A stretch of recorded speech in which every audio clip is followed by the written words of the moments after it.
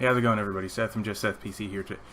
And because my live stream for my build kind of fell through due to my internet having some pretty major issues, I'm kind of continuing it on in little bits and segments, just to kind of make things a little bit easier. I don't know what else.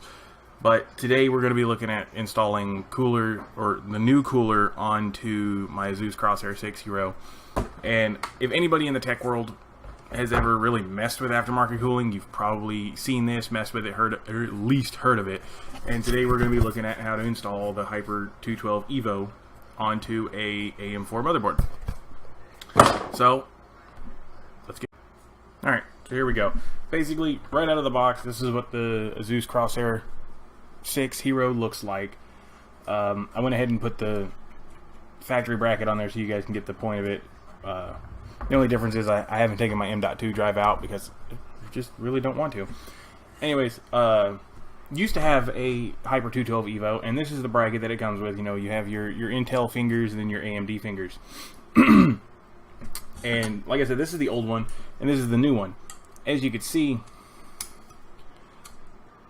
this one has only the holes for AM3. This one has AM3 and AM4. So it is really nice that Cooler Master is including AM4 or Ryzen support right out of the box now. You don't have to send off for a bracket or anything along those stupid lines. So we're not going to be using this one. Even though this motherboard does have AM3 and AM4 mounting holes, we're only going to be using the AM4. So the hardware that you want to use is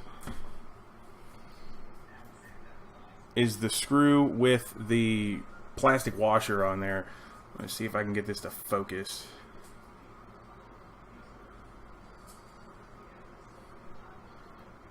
I should have had this pulled up.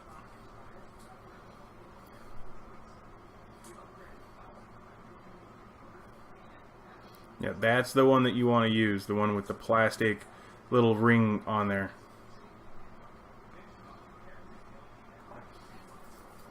And then you're also going to want the darker colored screws, not the silver ones you can see right here. Those are Intel mounting. That's the Intel mounting hardware, not the AMD. And then obviously you're going to need their little fancy dancy tool for tightening them up, because it's really hard to show on here. I've tried it a couple times to show it. The screw has a flat spot in it for it to set in the bracket all the way, but we'll get to that part here in a minute. So first things first that you got to do is grab your handy dandy Mac Tools screwdriver and just remove the factory AM4 mounting bracket. And obviously, because I just showed you the back plate for it, it does have its own back plate. Mine's been taken on and off a couple times, so it's not sticky anymore.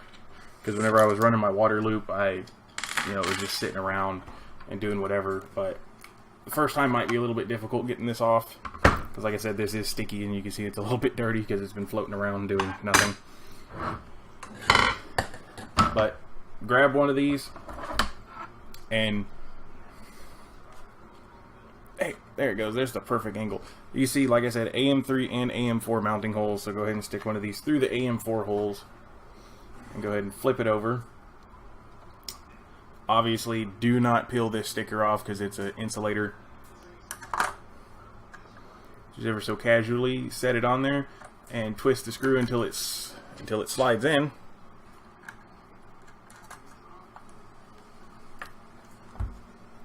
Tighten the screw up, and wouldn't you know it, move on to the next one.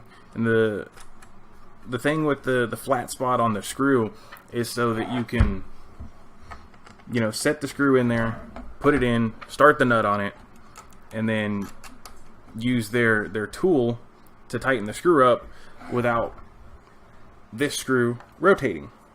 And also, whenever you go to tighten up the cooler, it doesn't rotate, or whenever you go to remove the cooler, it doesn't come off, and then you lose one of these nuts back behind the motherboard, which is a total pain in the butt. I've done it before on other coolers. But you just use a Phillips screwdriver, and just snug it up.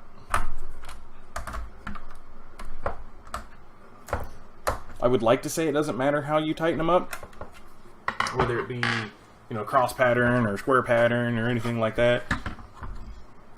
I don't know. But obviously, grab your Ryzen CPU. Mine happens to be a 1700X. Line the gold triangles up, give it a little wiggle, lock it down in place, and grab the thermal paste. There's any left in this one.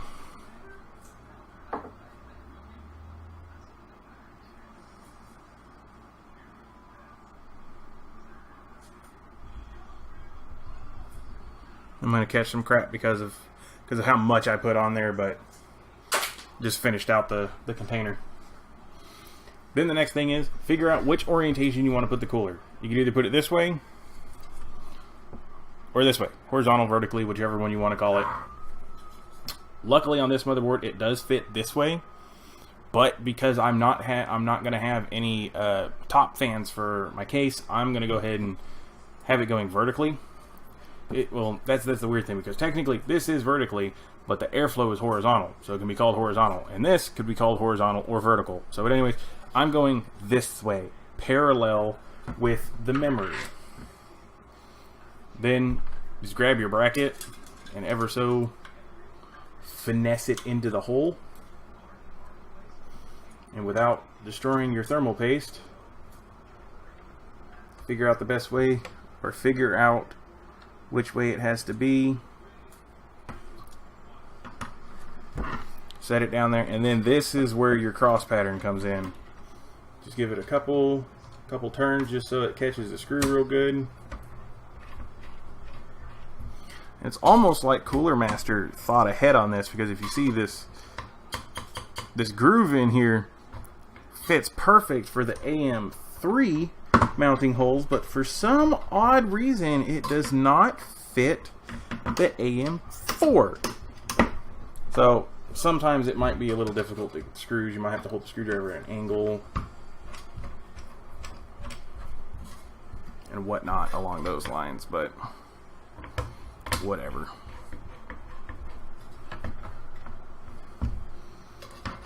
And last one. Alright. And you can see the cooler still rotates a little bit, so you can get it perfect, because if you see it that angle, it's not. And then voila, that simple. And because I am also not running an exhaust fan on my case, I am going to go ahead and place this fan going this way, with the exhaust heading towards the back of the case, just so it'll try to exhaust itself. But it slaps right on there. Plug it into the CPU fan header, and you now have a AM4 motherboard, specifically the Asus Crosshair 6 Hero. And since I'm here, and like I said, I was going to do this in my video, but I'll just do it here. I've already gone over this once of how to install memory, so I'm not really going to do it right now. But if you've made it this far, I'm hoping somebody has at least showed you how to do that. But that is the installation of a Cooler Master Hyper 212 Evo on a Ryzen motherboard. So if you guys liked it, you know, like the video, subscribe, etc., etc., etc. If you guys want to go over some more fun tech stuff, then let me know, and subscribe to the channel. I will catch you guys in the next one.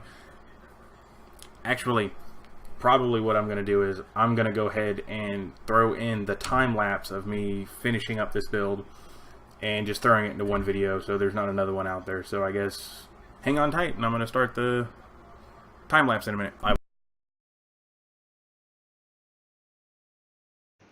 Hey guys, Editing Seth here. So as you guys can see, I already had the power supply and I already had the hard drive installed, and I already had a lot of the cable management done from whenever I started doing the live stream before I realized that my internet went bad. So that's why I'm really only installing the motherboard, because I figured I'd go ahead and do the Hyper 212 at the same time that I had the motherboard out. So that's why this time lapse is not that in-depth as it should be, but you guys get the basic point. So here you go.